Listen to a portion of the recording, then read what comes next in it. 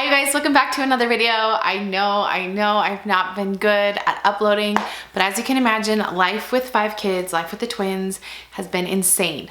And I've just come to the point where I have a lot going on and I'm like, family first. I love you guys are amazing. I'll never stop making videos, but I had to kind of take like a maternity leave of sorts. So I'm here with Abby.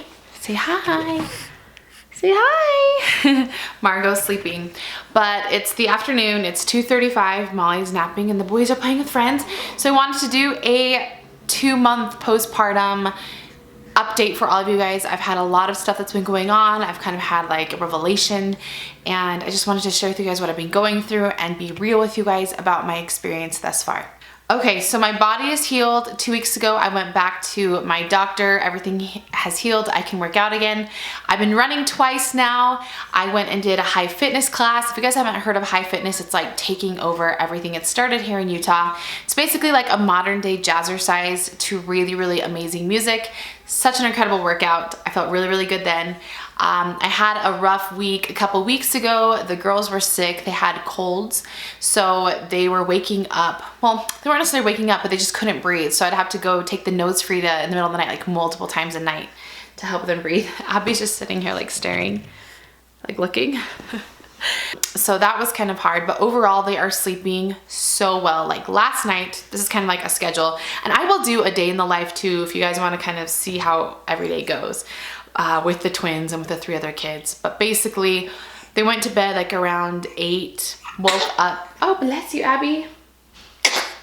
They went to bed around 8, woke up at 1, and then woke up at 6:30. So no sleep training required. I tell you, honestly, you kind of just let your babies fall into the pattern and you follow their pattern and they'll sleep better instead of forcing them. That's what has always worked for me anyway. So that's kind of how that's going. As far as nursing, I'm not nursing very often anymore just because it was taking so long with supplementing and nursing and obviously the other kids. So now I do nurse, just not as often as I was, but I pump a lot more. So 90% of their diet is my breast milk, but it's pumped. So I can give it to them in a bottle and I can have Will help me feed, I can have Brad help me feed, and it's just a lot more efficient. And then when I have time, I nurse. Are you sad, Abby? And then when I have time, I nurse. So that's been amazing and it's been a lifesaver. And I just have been giving them formula when I haven't pumped, if I haven't had time to pump, because sometimes I just don't have time because I'm trying to take care of my other kids. And I honestly don't even leave the house hardly at all. Oh, you burped. I probably leave the house about 2 or 3 times a week. And that's if Brad's home or a nanny comes. That's another thing. I've had a nanny come about 2 times a week, 1 time a week mostly, just for like 3 or 4 hours. And then, oh, she spit up, hold on. And that has been great. I just feel like I am myself adjusting a lot better to my norm. I haven't been like out and about with all of them yet though. I feel like that's my next step, is learning how to just be confident taking them everywhere. We took the twins to church finally yesterday. We took all 5 kids to church for 3 hours at 9 a.m. on a Sunday morning. So that was pretty amazing. But the biggest thing that I wanted to share with you guys is my postpartum depression, and I recognized it really quickly. And let me kind of share with you candidly my experience. I had a really, really hard week a couple of weeks ago. The girls were sick. I hadn't been sleeping a lot. And I was having a rough patch there for a lot of different reasons, just feeling super inadequate, feeling like people didn't like me, feeling like I didn't fit in a lot of different areas of my life. And then I started thinking these negative thoughts to myself all the time, like, you know, nobody cares about you, you're not important. Just these feelings of like hopelessness, like you'll never be happy, this will always be so hard for you. You know, maybe your family would just be better off without you. And it wasn't that I was like thinking of how I would commit suicide or something like that. But I felt this feeling of hopelessness that I didn't want to be here anymore. And that was when I got scared and I woke Brad up. It was actually like 4 a.m. and I was just sobbing.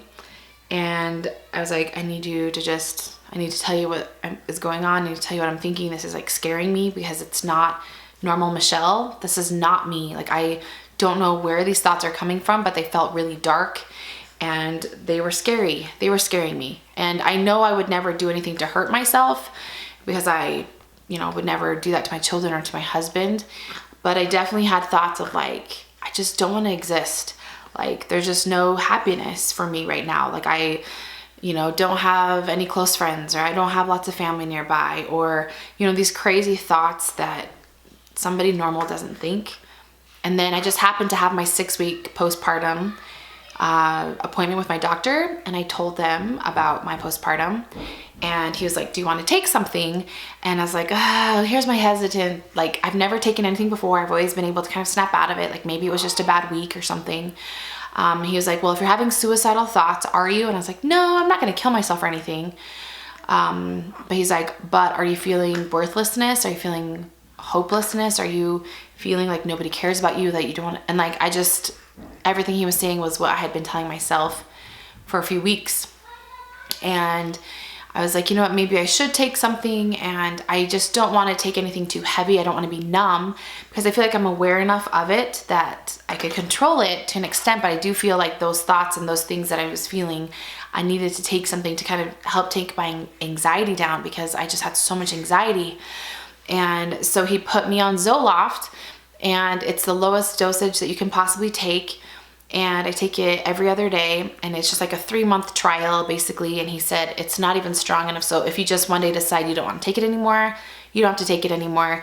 But it's just enough kind of to gauge whether or not it's helping you or anything like that. So I've been taking Zoloft to help with my postpartum. It's the first time I've taken medication in relation to my depression, and it was a big step for me to kind of just let go of that control and be like, it's not something I can control, which is so hard. But I tell you this story and I tell you this experience, not because I feel like I have the most depressing life or everybody listen to me, but I really want you to be aware that May is a mental health awareness month, and I'm going to be doing a lot of videos about mental health, because I feel really passionately about helping women identify postpartum depression and just depression, but also I feel passionate about helping women realize that they need help and realize that it's okay, that it's not a weakness. If you have a mental health problem, whether it's anxiety or bipolar depression, I mean, there's just so many different things related to mental health, but those are kind of the most common, especially with women who have children. And I want to do a lot of videos about that. So basically, I am just telling you it's okay to take medication. Obviously, talk to your doctor, see what works best for you. My doctor was, you know, so great to listen to me, and he's like, you don't have to take it if you don't want to, but if you feel like you need to, I'm leaving it completely up to you. And at first I said, no, it's okay, I'm fine. And then I just felt so strongly that I needed to take it and that it would help me greatly. So I've been taking it now for about 4 or 5 days, and he said it would take a couple weeks to kick in, but I feel like already better. I don't know if it's the medicine, or I don't know if it's just my state of mind. I feel just more at peace, that I'm aware of what's going on, and I feel a lot more calm. And I feel like my anxieties are just like, I don't think the way I used to, as far as like these crazy anxiety thoughts that used to just fill my head in the middle of the night.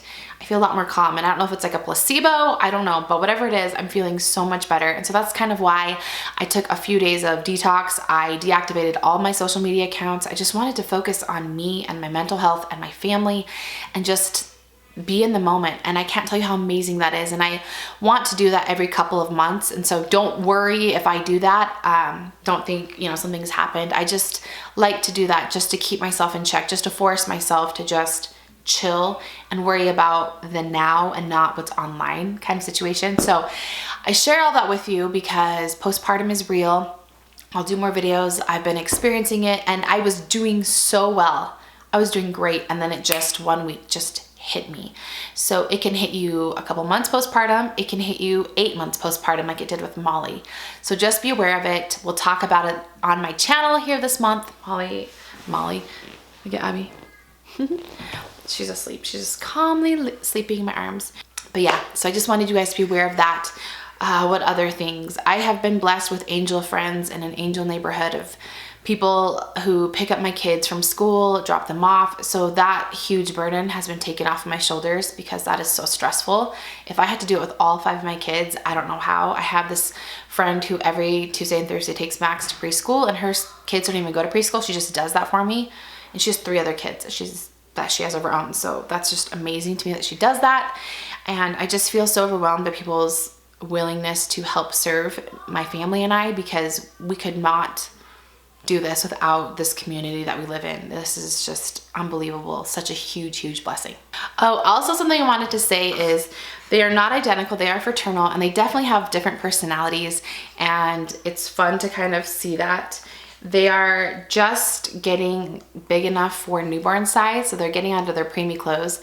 When they were sick, I took them to the doctor just to make sure it wasn't RSV or anything like that, and they had both gained 2 pounds. Isn't that amazing for twins? So for them to be so tiny and then to gain 2 pounds, the doctor was very, very excited about it and everything like that. So we also think that their eyes are going to be blue. Both of them have like this blue look, or their coloring looks like it's blue. So that's going to be really, really cool.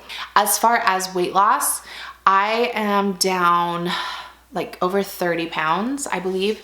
But I also have about 30 pounds I want to lose. So it's not even necessarily about the weight, but I just want to feel better in my clothes, and you guys know how it is. It's just, I just don't feel like myself. Like I look at my face and I'm just like, that's not me. That's not Michelle, but someday we'll get back there. No rush.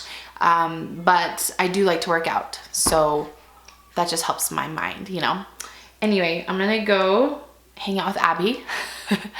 But thanks so much for watching, and we will see you guys in my next video. Bye.